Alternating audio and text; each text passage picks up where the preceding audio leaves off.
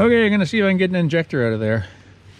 I cranked it over and I'm not getting anywhere. I get a little bit of fuel up to here, but maybe those injectors are seized up. So I'm gonna take one out, take a look at it. Okay, it's the next morning. Let's uncover this and get those other injectors out of there. Okay, I just got to take out these return lines, this one here and that, and then these T's come off, and there's like a rubber that seals it under there, and loosen the nut on each one and try and wiggle those out real gentle. I got some PB Blaster I'm going to put on here too to soak them. That one came out not bad, so I have hope that the others will come out okay too.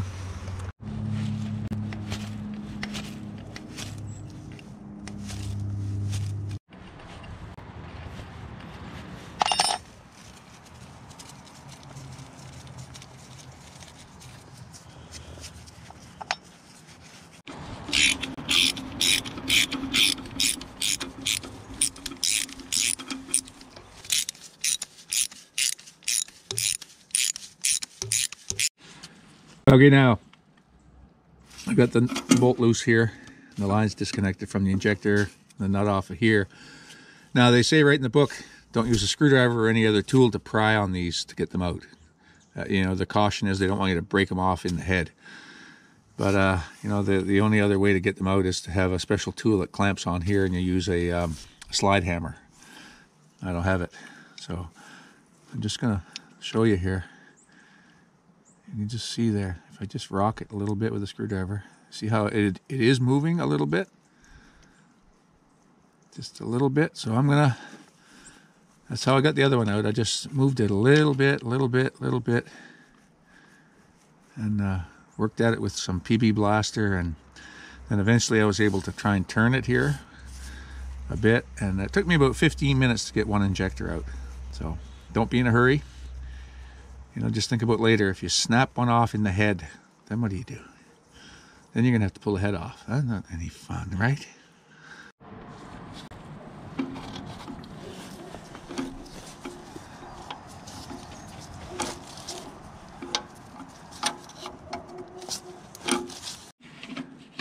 Okay, this one just popped up.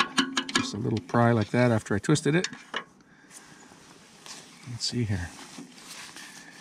Spacer there, I don't want to lose that. Let's see here. Here it comes.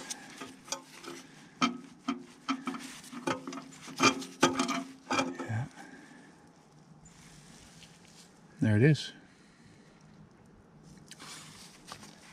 Take that spacer, save that aside. That goes under the bolt here. Like that. I'm gonna lay them out in order the way they came out. They probably won't be going back in here, but because I've got some new ones. But I always like to keep track of them as they come out, what order they're in.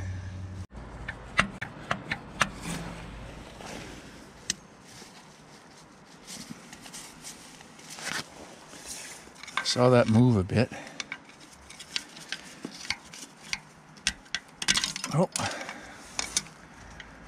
There's the clip and the spacer. I guess we want to keep that. Don't just want to throw that away. All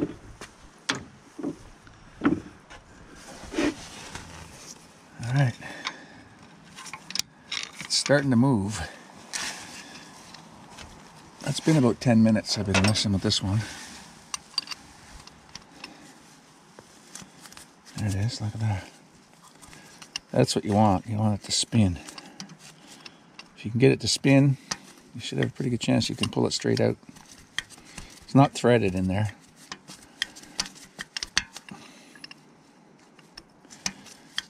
Okay, I put some PB Blaster on it as well.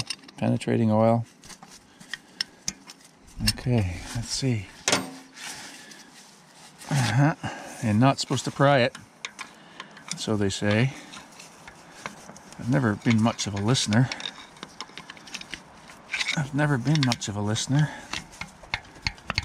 Look at that. I think it's gonna come.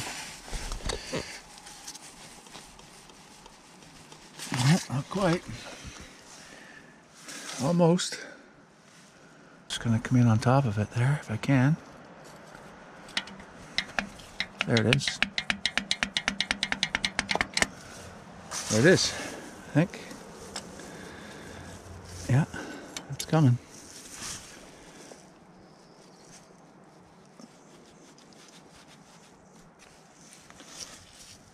And there it is. All right, 3 out, 1 to go.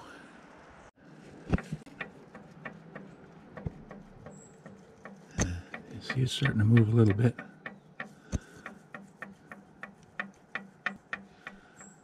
Sometimes I just wiggle it like that for half a minute or a minute just to get it to move a bit. Every little bit helps. I'm not forcing it. Okay. Now I'm going to try and turn it a little bit. See if we can get a wrench on there. Yeah, just move it like that a little at a time. Oh, starting to turn. Back and forth. Back and forth. Look at that. Oh, it's going to come out. Okay, finally got it to turn.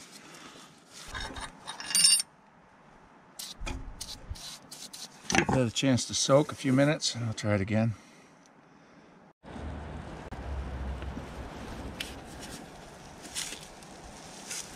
Like that. Yeah, that one was really tight. It's good that it's moving now. I will get it. The minute it starts to turn doesn't mean it's just going to pull out of there, though.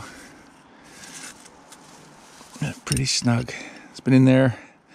Oh, it's been 17 years since this thing was, I think, at least 17 years since this thing was fired up, so, yeah. They've been in there at least that long.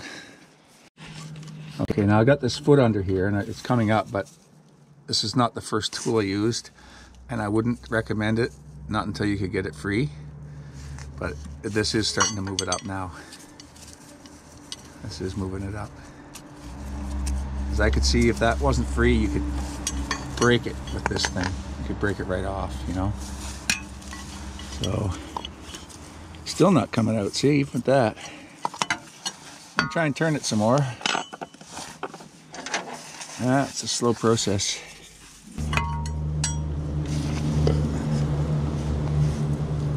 I think we got it.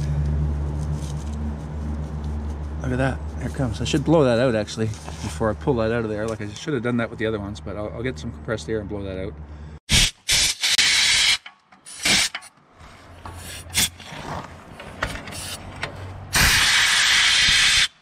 There.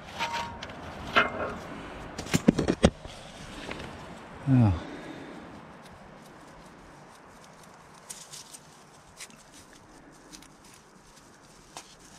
Yeah. It's snug. Oh, it's snug the whole way out. Look at that.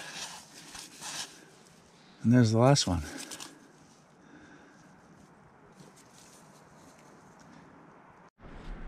Okay, so here's all the old ones in order, and the new ones. And the new ones I bought on Amazon. They're aftermarket. Part number 20671 for a box of 4. It's about $150 all in for 4 of them. We're going to reuse these spacers and the bolt, and there's a little spacer. The spacer goes underneath that plate. Okay, so on this one here, bolt's going to go through like that, and the spacer underneath. Okay, just like that on all of them.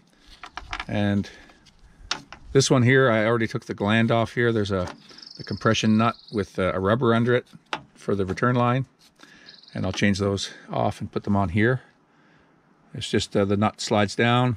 There's a piece of rubber there, and then when you tighten it into the T, it snugs down around there and seals it. So it's the return line pressure to the tank. Okay, nice clean gloves on. Some clean engine oil. And that little washer's on there. All right. And we're going to want to have this facing this way. And that goes in the hole here like that. And we'll just put it down with a twisting motion. There, you can twist it a little bit. I'm just going to tap it really gently. Yeah, that's going. I wouldn't want to go onto it any harder than that. Just a little persuasion. Okay, so I'm going to put my spacer right there. I just dipped it in a little oil. Put it there. I put that down there. And I got these extra shims that came off of it with the washer on top of it. And we're going to put that right down there like that. Okay, so at the bolt in, the shim is still loose. I can turn it so I can line up the line here with it before I snug it down. Okay, so I got all the injectors in. I had to loosen the nuts on the lines on the injection pump, move them around a little bit so I could get these ones to line up with the new injectors. But that's all snug now, and I snugged those back up down there. Okay, so the return line, how that works is, so basically I've taken these return line nuts off of the old ones. It's just a nut with a rubber gasket. Slides down over the new injector like that. And then there's a T. That's the T right there. And the T just goes down over like that. And that nut threads onto the bottom of it. And then it's the same arrangement for these pipes that go between. There's just a nut on the pipe with a rubber gasket in there, both ends. And then that just goes in like that and screws on.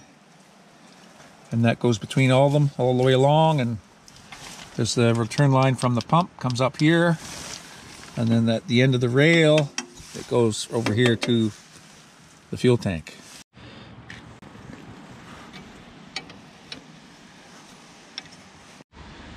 Okay, I got it all hooked up.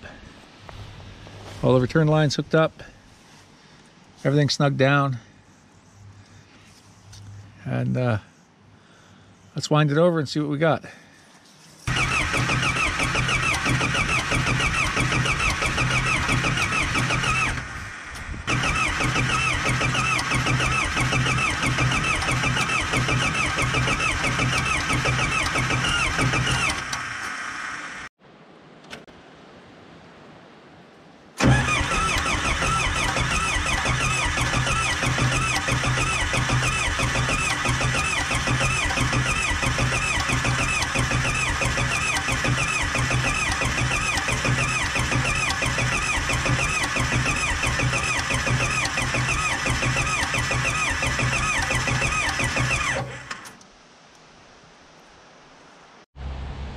It seems a little bit more encouraging. There's something happening there. It's almost wanting to kick.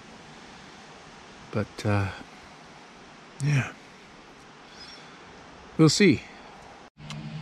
Okay, so what I'm going to do here, I think I might have a suction side leak on that diesel. I don't know for sure. And one way around it is I'm going to put in a cartridge type filter. I've got a base, an aftermarket base with a screw-on type filter, and I'm going to rig that up and set this aside for now. This is the factory original primary and the secondary filter on this base here. The primary goes on the bottom and the secondary went on the top here. And there's all these different connections. Plus there's this is the style of fuel line hose that there is. So it's a rubber gasket in there with a nut, and there's endless possibilities for air to leak into this system, and so I'm going to try that. I mean, I'm not getting that engine to start. I put new injectors in it. It looks like it wants to. I'm going to check the timing as well too, but this is the thing I'm going to do next. I'm going to put a cartridge style filter in. You'll see that, and I'll walk you through that process as it goes. Yeah, that's where the filters go, right in here. There should be quite a bit of room there to put a cartridge filter, the base that I want to put. Anyway, I'll get it all isolated for now. It's been a rainy day, and I'm going to go get dried out, and I'll get back to this.